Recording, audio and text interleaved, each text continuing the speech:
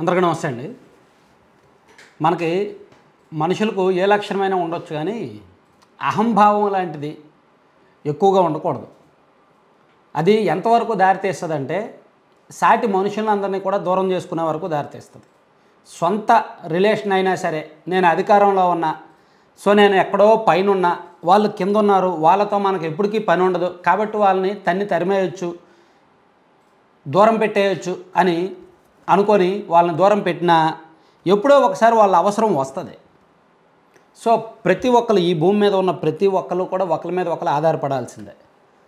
100 కోట్ల ఆస్తిపరుడైనా సరే నిరుపేద మీద ఆధారపడాల్సిందే. ఎందుకంటే వాళ్ళ ఇంట్లో పని చేయాల్సింది వాళ్ళే. 100 కోట్ల ఆస్తులు ఉన్నాయి కదా, నా పని నేనే చేసుకుంటానని ఎవడో అలా చేసుకోడు. సొంత కారు డ్రైవ్ చేసుకోడు, డ్రైవర్ కావాలి, వంట మనిషి కావాలి, పని మనిషి కావాలి, అన్నీ కావాలి. సో ఇతరుల మీద ఆధారపడాలి. అలాగే రాజకీయాల్లో అయినా సరే, మనం ఇప్పుడు అధికారంలో ఉన్నాం కాబట్టి ఎవరితోనూ మనకు పని లేదు అని అనుకోవడానికి లేదు. సో ఇప్పుడు అదే పరిస్థితి వైసీపీకి వచ్చింది, వైఎస్ జగన్మోహన్ రెడ్డి గారికి వచ్చింది. అధికారంలోకి వచ్చారు 2019లో, చెల్లితో పని లేదు, షర్మిల గారితో పని లేదు, ఇంకా అధికారంలోకి వచ్చేసాం కదా, ఇంకేం పని ఉంది.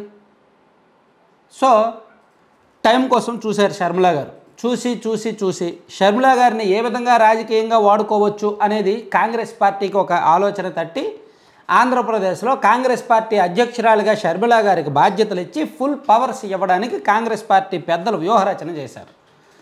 అదే జరిగితే ఆంధ్రప్రదేశ్లో వైసీపీ కూలిపోద్ది, వైసీపీ పేకమేడలా కూలిపోద్ది. సో కాంగ్రెస్ గ్రాఫ్ ఇలా పెరిగితే వైసీపీ గ్రాఫ్ ఇలా తగ్గుద్ది. యాక్చువల్లీ ఇప్పుడైతే వైసీపీ ఇక్కడ ఉంది, కాంగ్రెస్ ఇక్కడ ఉంది ఇప్పుడు యాజ్ ఆన్ నౌ.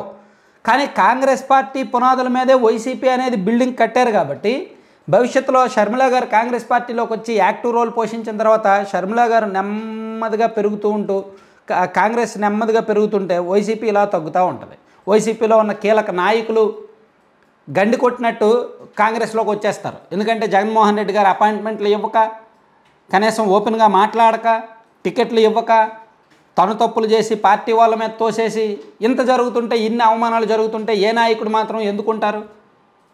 సో అది అంటే జగన్మోహన్ రెడ్డి గారు వైసీపీ పెద్దలే ఆ అవకాశాన్ని ఇస్తున్నారు ఆ పార్టీలో నాయకులకు. సో ఆ అవకాశాన్ని కాంగ్రెస్ పార్టీ వాడుకోవాలనుకుంది షర్మిల గారి రూపంలో. సో అందుకే ఆంధ్రప్రదేశ్లో షర్మిల గారు కాంగ్రెస్ పార్టీ అధ్యక్షురాలిగా బాధ్యతలు చేపడితే వైసీపీలో ఉన్న పలంగా పదుల సంఖ్యలో ప్రజాప్రతినిధులు షర్మిల గారి దగ్గరికి వెళ్ళిపోతారు, కాంగ్రెస్ పార్టీలోకి వెళ్ళిపోతారు. ఎందుకంటే వైసీపీ మూలాలు కాంగ్రెస్లో ఉన్నాయి కాబట్టి దీన్ని ఎవరో ఆపలేరు. సో ఆ విషయం జగన్మోహన్ రెడ్డి గారికి బాగా తెలుసు.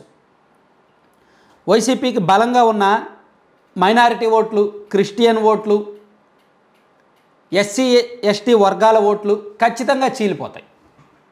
సో ఆ ఎఫెక్టు వైసీపీకి దాదాపుగా 30-40 నియోజకవర్గాల్లో పడుతుంది. 30-40 నియోజకవర్గాల్లో యావరేజ్గా ఒక్కో నియోజకవర్గంలో 10,000 ఓట్లు వైసీపీ కోల్పోయినా వైసీపీ ఓడిపోయినట్టే.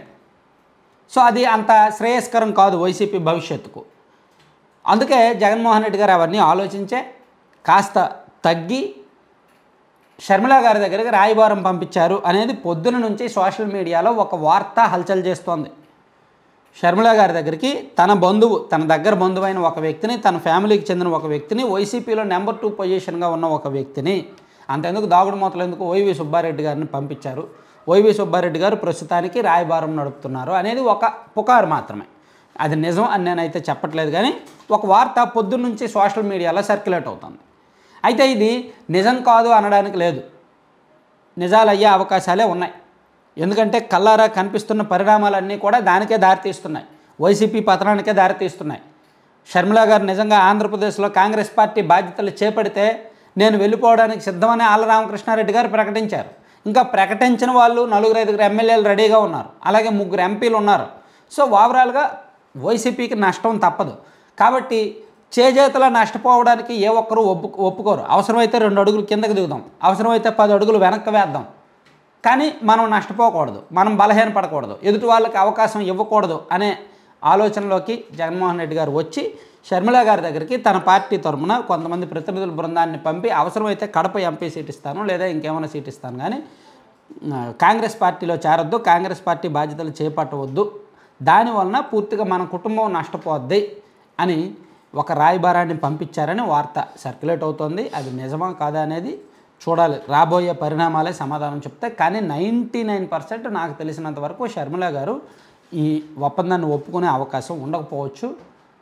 అయితే చివరి అస్త్రంగా తల్లి, ఎంతైనా తన తల్లి, తన కడుపును పుట్టిన ఇద్దరు బిడ్డలు కూడా రాజకీయంగా ఒకరినొకరు విమర్శించుకోవడాన్ని, ఒకరికొకరు వ్యతిరేక భావజాలంతో పనిచేయడాన్ని ఏ తల్లి కూడా తట్టుకోలేదు. కాబట్టి విజయమ్మ గారు బహుశా ఇదైతే జరగనివ్వరు, షర్మిల గారిని ఆంధ్రప్రదేశ్ కాంగ్రెస్లోకి రానివ్వరు.